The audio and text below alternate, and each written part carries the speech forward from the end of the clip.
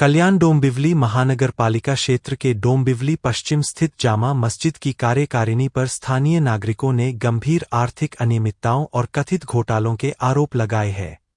इन आरोपों को लेकर क्षेत्र में लोगों के बीच नाराजगी और आक्रोश का माहौल देखने को मिल रहा है। स्थानीय लोगों का आरोप है कि मस्जिद की आय और आर्थिक लेनदेन में कथित तौर पर कई तरह की अनियमितताएं हुई है। इन आरोपों के संबंध में नागरिकों ने महाराष्ट्र राज्य वक्फ बोर्ड के मुंबई, औरंगाबाद और भिवंडी कार्यालयों में कई बार लिखित शिकायतें देकर पूरे मामले की निष्पक्ष जांच कराने तथा संबंधित कार्यकारिणी के सदस्यों के खिलाफ उचित कार्रवाई की मांग की है। हालांकि इस मामले में अभी तक वक्फ बोर्ड की ओर से कोई आधिकारिक प्रतिक्रिया सामने नहीं आई है, इसलिए इन आरोपों की स्वतंत्र रूप से पुष्टि नहीं हुई है। मामले की जांच पूरी होने के बाद ही आरोपों की सत्यता स्पष्ट हो सकेगी। अब देखते हैं कि स्थानीय लोगों ने अपनी शिकायत और आरोपों को लेकर क्या कहा।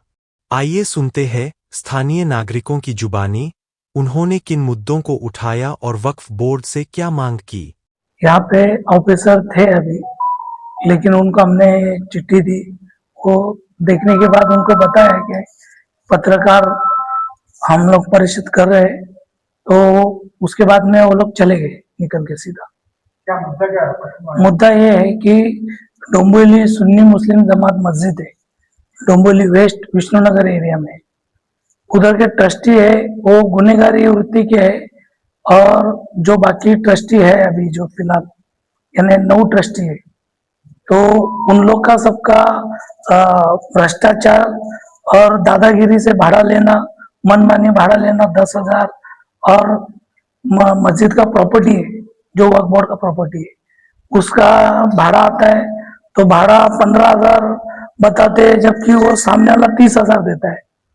और इन लोग जो ट्रस्टी है, इन लोग बेकायदेशीर से उधर आ गए, यानी कोई था नहीं, वो अनवर पटेल का नाम देके आ गए, जबकि अनवर पटेल ट्रस्टी कभी था ही नहीं।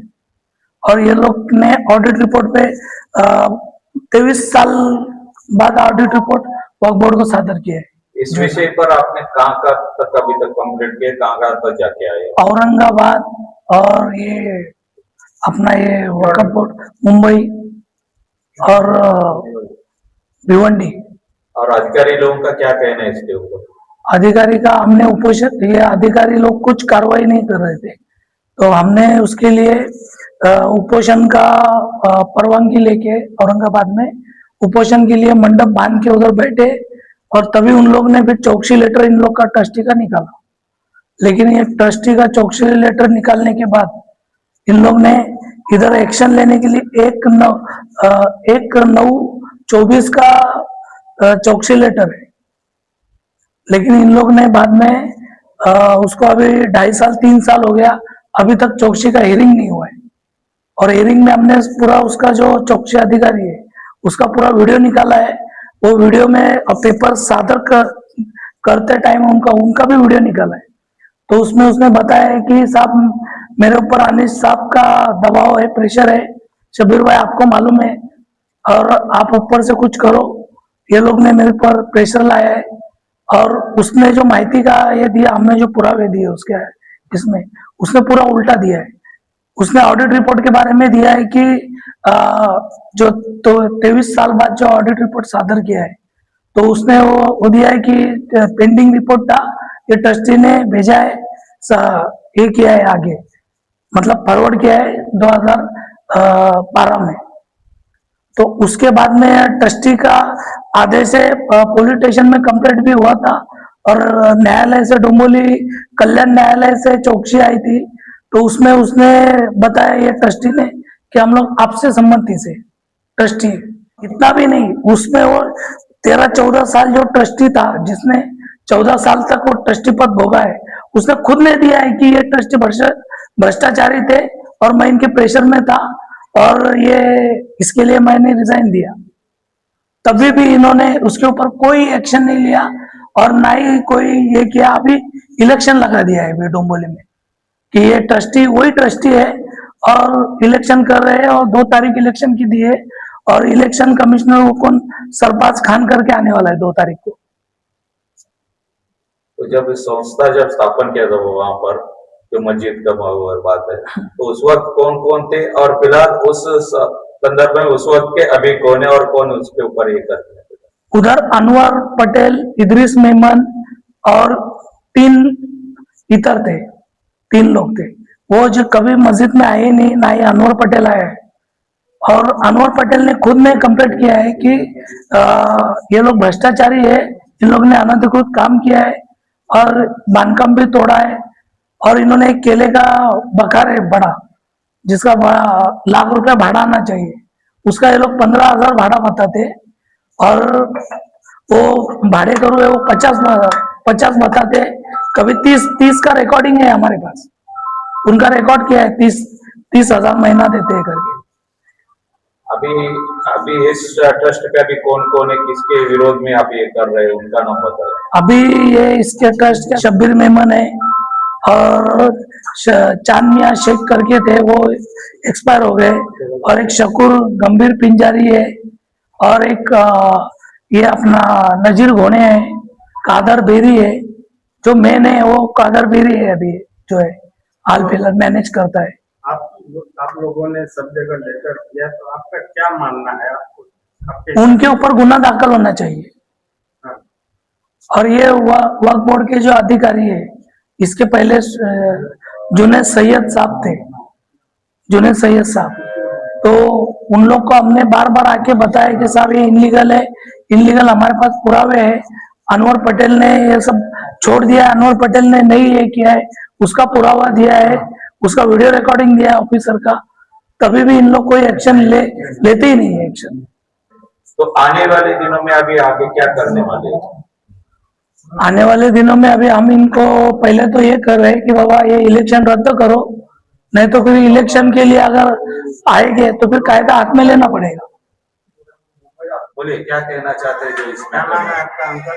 मी पिंजारी रशीद तुकूर डोंबिवलीच्या मस्जिद ग्राउंडमध्ये रूम नंबर 5 मध्ये राहत आहे।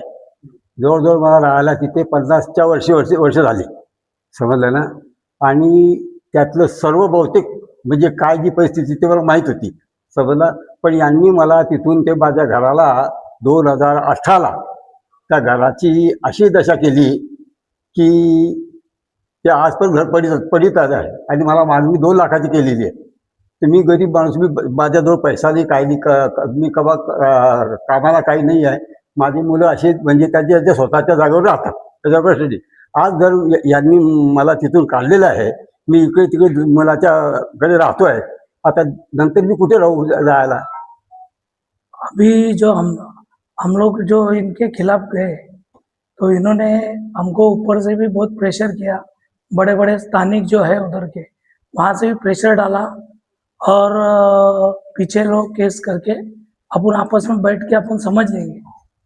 और हमारे बड़े भाई है, उनको भी प्रेशर डाला कि आप भाई को समझाओ, अपन बैठ के करते हैं।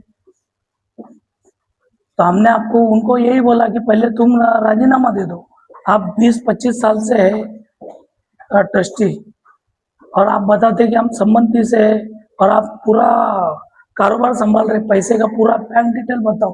तो हमको बोलते कि जाओ वक्फ बोर्ड से जाके लो। तो बोला ये कैसा होगा, आप हमको हिसाब दो, आपने क्या किया क्या नहीं किया। आपने ये ट्रस्टी का ये जो ऑडिट रिपोर्ट बनाया, ये कौन सी बेस पे बनाया? तो भी उन लोग ने फिर बोला कि नहीं, वो ट्रस्टी में जाके हमने सब दिया है। ट्रस्टी लोगों ने बताया कि वक्फ बोर्ड को हमने दिया है सब। बाजू वालों का, ये हमारे बाजू के है, इन्होंने भी इनके खिलाफ कंप्लेंट की, तो इनके ऊपर भी इनका घर खुला ही रखा है, आज भी खुला ही है, पूरा बारिश गिरती है और इन लोग का प्रेशर लाया कि तुम लोग इनलीगल घर बना रहे, जबकि चाली के अंदर 5, 6, 7 रूम ऐसा कंटिन्यू है, बीच का इनका घर है और वो महापालिका को लेटर दिया कि इनलीगल है, जबकि उन्होंने इनलीगल शेड बनाया, केले का वकार है, केले का वकार का भ्रष्टाचार किया है, नगर सेवक को 50,000 रुपये दिया है, उसका वीडियो रिकॉर्डिंग है हमारे पास, बाकी बहुत सारे रिकॉर्डिंग है। और उन लोगों ने उसमें ये भी किया है कि हमने वक्फ बोर्ड के अधिकारियों को हाथ में लिया, आपसे कुछ नहीं होगा हमारा। तो ये चाचा से कितना पैसे का मांगे? 2 लाख रुपया। क्या बोले? 2 लाख रुपया दो, आपका घर बनाने देंगे। और 10 बाय 10 का घर है, 2 लाख रुपए कहाँ से देंगे वो? तो आपने सुना स्थानीय नागरिकों का पक्ष। अब सभी की निगाहें वक्फ बोर्ड की कार्रवाई और संभावित जांच पर टिकी हुई है। जांच के बाद जो भी तथ्य सामने आएंगे, उसी के आधार पर आगे की स्थिति स्पष्ट होगी।